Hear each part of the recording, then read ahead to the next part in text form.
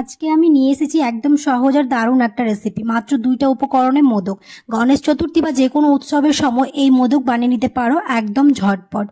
বিশেষত হলো এই মোদক বানাতে ব্যবহার করেছি শুধু পাউডার দুধ আর চিনি। খুব অল্প সময়ে মিষ্টি বানানো যায়।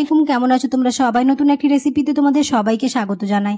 এই মোদক আমি হাতেই বানিয়ে দেখাবো, কোনো রকম ছাঁচ বা মোল্ড ছাড়াই। খুব সহজেই তোমরা মাত্র 2 থেকে 3টা উপকরণ থাকলে বানিয়ে ফেলতে পারবে এই মোদক। দেখে নাও তাহলে আমার আজকের রেসিপি। ভিডিও শুরু করার আগে একটাই রিকোয়েস্ট, চ্যানেলটিকে যদি সাবস্ক্রাইব না করে থাকো তাহলে সাবস্ক্রাইব করে দিও, আর ফেসবুক থেকে দেখলে পেজটাকে ফলো করতে ভুলো না। চলো তাহলে ভিডিওটা এবার শুরু করি।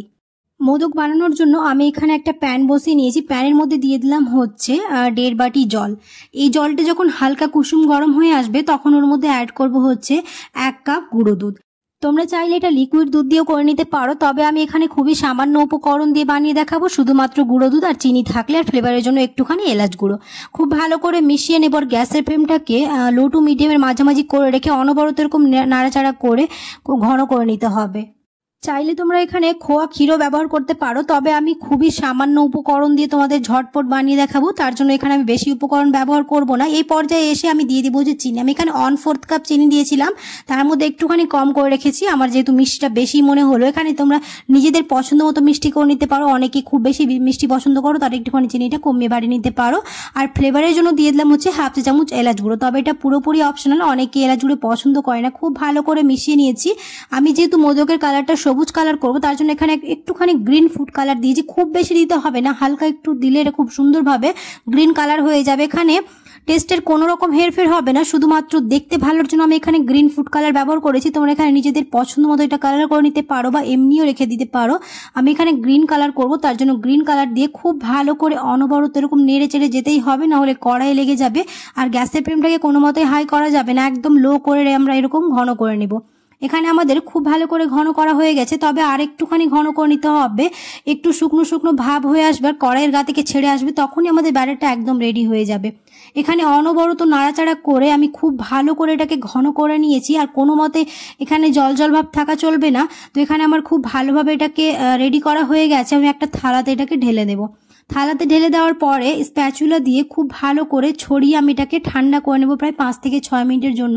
হালকা একটু ঠান্ডা হয়ে আসলে তবে এটা খুব সুন্দরভাবে মাখা যাবে, তার জন্য এটাকে ঠান্ডা করে নিয়েছি। প্রায় 5 মিনিট পরে আমি এটাকে এবার খুব ভালো করে হাতেই মেখে নেব।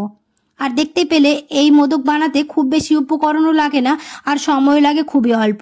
হাতের কাছে যদি কম সময় থাকে আর উপকরণ কম থাকে, তোমরা এই মিষ্টি খুব সহজেই বানিয়ে ফেলতে পারো যে কোনো উৎসবের সময়। এখানে আমি একটা সফট ডো তৈরি করে নিয়েছি, যেভাবে আমরা রুটি বা পরোটা ডো তৈরি করি। এবার আমি ছোট ছোট বলের মতো করে লেচির মতো করে কেটে নেব।